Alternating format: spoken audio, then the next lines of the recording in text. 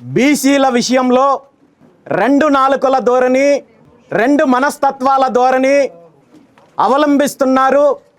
ప్రతిపక్షంలో ఉన్నప్పుడు ఒక రకంగా, అధికారంలోకి వచ్చిన తర్వాత మరో రకంగా బీసీల విషయంలో ప్రవర్తించే ప్రధాన పార్టీలు ఏవైతే ఉన్నాయో, ఇప్పుడున్న అధికార తెలుగుదేశం పార్టీ కావచ్చు, ప్రతిపక్షమని చెప్పుకుంటున్న వైఎస్ఆర్ కాంగ్రెస్ పార్టీ కావచ్చు, అంతకుముందున్న కాంగ్రెస్ పార్టీ కావచ్చు, దశాబ్దాల కాలం నుండి ఆంధ్రప్రదేశ్ రాష్ట్రం ఏర్పడినప్పటి నుండి రాష్ట్రం విడిపోయిన తర్వాత పూర్తి స్థాయిలో బీసీలను వంచే కార్యక్రమం జరిగింది, మోసం చేసే కార్యక్రమం జరిగింది, అణచివేసే కార్యక్రమం జరిగింది తప్ప ఏ ఒక్క అంశంలోనూ బీసీలకు వెన్నుదన్నగా నిలిచిన పాపాన పోలేదు అనేది ఈరోజు ఈ రాష్ట్రంలో ఉన్న 50% పైగా ఉన్న బీసీలు గుర్తించారనే విషయాన్ని సందర్భంగా తెలియజేస్తూ, బీసీల సమస్యలకు సంబంధించి వివిధ అంశాలపైన గత డిసెంబర్ నెల 11వ తేదీన ఈ రాష్ట్రంలో ఉన్న బీసీ సంఘాలు, బీసీ పెద్దలు, నాయకులతో కలిసి బీసీలకున్న ప్రధాన సమస్యలను అజెండాగా చేసుకొని బీసీ మహాసదస్సు ఏర్పాటు చేసి, ఆ సదస్సులో బీసీలకు సంబంధించిన డిమాండ్లను స్పష్టంగా ప్రకటించి దీని మీద కార్యాచరణ దిశగా ముందుకెళ్తున్నాము. ఫిబ్రవరి 22వ తేదీన బీసీ సింహగర్జన పేరుతో ఈ రాష్ట్రంలో ఉన్న కోట్లాది మంది బీసీలలో చైతన్యం తీసుకురావడంతో పాటు ఐక్యత కోసము, ఆత్మగౌరవం కోసము, అధికారం కోసము భారీ బహిరంగ సభ ఏర్పాటు చేస్తామని ప్రకటించిన తర్వాత బీసీల యొక్క న్యాయమైన సమస్యలపైన దృష్టి పెట్టడము, న్యాయమైన డిమాండ్లు తీర్చడమో కాకుండా ప్రభుత్వము బీసీలను తప్పుదారి పట్టించే కార్యక్రమం చేయడము, తనకు అనుకూల మీడియా ద్వారా తప్పుడు ప్రచారం చేయడము, బీసీ ఉద్యమాన్ని నీరు కార్చే ప్రయత్నం చేస్తున్నారు తప్ప బీసీలకు మంచి చేయాలి, బీసీలకు ఇచ్చిన హామీలు నెరవేర్చాలని ఏ ఒక్కరోజు ఆలోచించిన పాపాను పోలేదు ఈరోజు వరకు.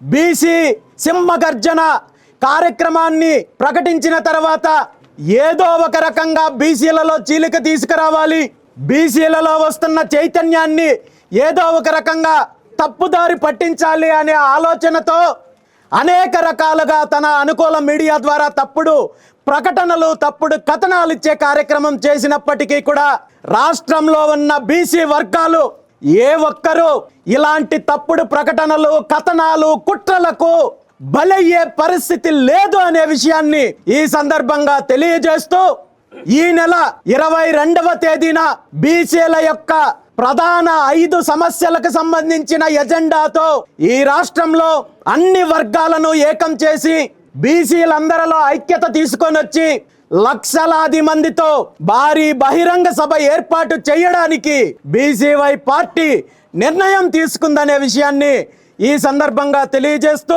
ఈ సమావేశము, ఈ బహిరంగ సభ యొక్క ప్రధాన ఉద్దేశము, ప్రధాన ఎజెండా ఏంటంటే, గత అనేక దశాబ్దాల కాలం నుండి ఏ ప్రభుత్వము అధికారంలో ఉన్నా, ఏ పార్టీ అధికారంలో ఉన్నా బీసీలు టార్గెట్ చేసుకొని దాడులు జరుగుతున్నాయి, హత్యలు జరుగుతున్నాయి, కుట్రలు జరుగుతున్నాయి, అణచివేతకు గురవుతున్నారు. కాబట్టి బీసీలకు మేము అధికారంలోకి వస్తే రక్షణ చట్టం తీసుకొని వస్తామని చెప్పి హామీ ఇచ్చిన ముఖ్యమంత్రి చంద్రబాబు నాయుడు గారు తాను అధికారంలోకి వచ్చిన 20 నెలల కాలంలో కనీసం ఆ ప్రస్తావన కూడా తీసుకొని వచ్చే ప్రయత్నం చెయ్యకపోగా పూర్తిగా బీసీల పైన దాడులు జరుగుతుంటే కనీసం జరిగిన దాడులకు, జరుగుతున్న హత్యల పైన కనీస స్పందన లేకుండా, చర్యలు లేకుండా బీసీలను వంచే కార్యక్రమం జరుగుతోంది. కాబట్టి బీసీలకు రక్షణ చట్టాన్ని తీసుకురావాలని చెప్పి డిమాండ్ చేస్తూ గతంలో అనేక వేదికల్లో, సమావేశాల్లో డిమాండ్ చేయడం జరిగింది. అయినప్పటికీ కూడా ప్రభుత్వం పట్టించుకోలేదు. కాబట్టి ఈ బీసీ సింహగర్జనలో మొదటి డిమాండు బీసీలకు వెంటనే రక్షణ చట్టం అమలు చేయాలని చెప్పి డిమాండ్ చేస్తున్నాం. అదేవిధంగా రాజధాని ప్రాంతంలో గత 10 సంవత్సరాల నుండి ఇప్పటికే 33,000 ఎకరాలు భూములు సేకరించారు. ఇప్పుడు మళ్ళీ 2వ దశ భూములు సేకరిస్తున్నారు. మళ్ళీ 3వ దశ భూముల సేకరణ ఉంటుందంటున్నారు. అంటే 70,000 ఎకరాలకు పైగా రాజధాని పేరు చెప్పి, నిర్మాణం పేరు చెప్పి భూసేకరణ కార్యక్రమం చేపట్టి ఇలా సేకరించిన భూమిని ముఖ్యమంత్రి చంద్రబాబు నాయుడు గారు తన కుటుంబ సభ్యులకు, తన బినామీ కంపెనీలకు, తన అవినీతి కంపెనీలకు, ఎవరైతే తన కోటరీలో ఉన్న వాళ్ళకి అప్పనంగా కట్టబెట్టే ప్రయత్నం జరుగుతోంది. కాబట్టి ఈ రాజధాని ప్రాంతంలో, ఈ రాష్ట్రంలో 50% పైగా ఉన్న బీసీల యొక్క వాటా ఏంటి అని ప్రశ్నించడానికి ప్రధాన ఎజెండాగా రాజధాని ప్రాంతంలో కనీసము 1000 ఎకరాలు బీసీల కోసం కేటాయించి ప్రతి కులానికి సంబంధించిన భవనాలు నిర్మించడంతో పాటు రాబోయే రోజుల్లో భవిష్యత్తు తరాలకు అభివృద్ధి పరంగా కావచ్చు, బీసీ పెట్టుబడిదారులకు కావచ్చు, బీసీ పారిశ్రామికవేత్తలకు కావచ్చు, భూములు కేటాయించే డిమాండ్ని ఈరోజు ముందుకు తీసుకొస్తున్నాము. మీ సొంత కంపెనీలకు, బినామీ కంపెనీలకు, మీ సన్నిహిత కంపెనీలకు ఏ కండిషన్లతో అయితే భూములు కేటాయిస్తున్నారో, ఏ ధరకైతే భూములు కేటాయిస్తున్నారో ఆ ధర చెల్లించడానికి బీసీవై పార్టీ సిద్ధంగా ఉందని చెప్పి మరొక్కసారి తెలియజేస్తూ, ఈరోజు ఖచ్చితంగా గతంలో హైదరాబాదులో బీసీలకు జరిగిన అన్యాయము అమరావతిలో జరగకుండా చూసుకోవాల్సిన బాధ్యత ప్రతి బీసీకి ఉంది. కాబట్టి ఆ దిశగా చైతన్యం తీసుకొచ్చే దిశగా ఈ బహిరంగ సభలో ఆ డిమాండ్ని ముందుకు తీసుకొస్తున్నాము.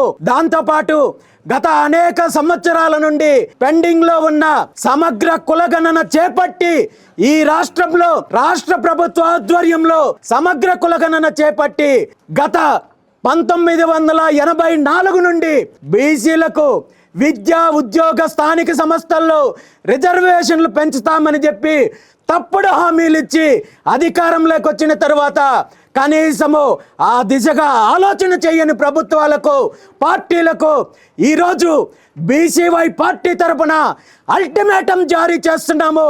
ఖచ్చితంగా వెంటనే సమగ్ర కులగణన చేపట్టి బీసీలకు విద్యా, ఉద్యోగ, స్థానిక సంస్థల్లో 44% రిజర్వేషన్లు అమలు చేసి తీరాల్సిందే అని చెప్పి ఈ సందర్భంగా డిమాండ్ చేస్తూ ఈ సమగ్ర కులగణన చేపట్టి అదేవిధంగా రిజర్వేషన్ల ప్రక్రియ పూర్తయిన తర్వాతే స్థానిక సంస్థల ఎన్నికలకు వెళ్ళాలని చెప్పి డిమాండ్ చేస్తున్నాము.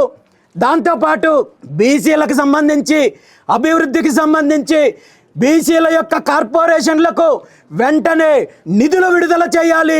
ఆ నిధుల ద్వారా బీసీలకు విద్యలో కావచ్చు, ఉద్యోగాల్లో కావచ్చు, ఆర్థికంగా కావచ్చు, సామాజికంగా కావచ్చు, అన్ని అంశాల్లో బీసీలకు వెన్నుదన్నుగా ఉండాల్సిన బాధ్యత ప్రభుత్వానికి ఉందనే విషయాన్ని ఈ సందర్భంగా తెలియజేస్తూ ఈ ప్రధానంగా 5 డిమాండ్లతో ఈ భారీ బహిరంగ సభ ఏర్పాటు చేస్తున్నాము. ఈ బహిరంగ సభ విజయవాడ, గుంటూరు మార్గ మధ్యలో నాగార్జున యూనివర్సిటీ ఎదురుగా ఉన్న ప్రాంగణం ఏదైతే ఉందో ఆ ప్రాంగణానికి పూలే మండల్ ప్రాంగణంగా నామకరణం చేసి అదే ప్రాంగణంలో లక్షలాది మంది బీసీలతో ఈ బహిరంగ సభ ఏర్పాటు చేస్తున్నాము. 22 ఫిబ్రవరి తేదీన మధ్యాహ్నం 2 గంటల నుండి సాయంత్రం 7 గంటల వరకు ఈ కార్యక్రమం జరుగుతుంది. ఈ కార్యక్రమంలో మొదటిసారిగా బీసీలకు సంబంధించిన సమస్యలపైన సాంస్కృతిక కార్యక్రమాలతో పాటు బీసీ కులాలకు సంబంధించిన దేవతలు ఎవరైతే ఉన్నారో, కులదేవతలు ఎవరైతే ఉన్నారో వాళ్ళందరికీ కూడా పూజ, ఆరాధన కార్యక్రమం నిర్వహించే కార్యక్రమం కూడా ఉంటుంది. ఎందుకంటే ప్రతి కులానికి ఆయా కులదేవతలు ఉంటారనే విషయం మనందరికీ తెలుసు. కులదేవతలను పూజించినప్పుడే ఆ కులానికి రక్షణ ఉంటుంది, ఆ కులం అభివృద్ధి చెందుతుంది అనేది మన పెద్దల నమ్మకము. అదే వాస్తవం కూడా. కాబట్టే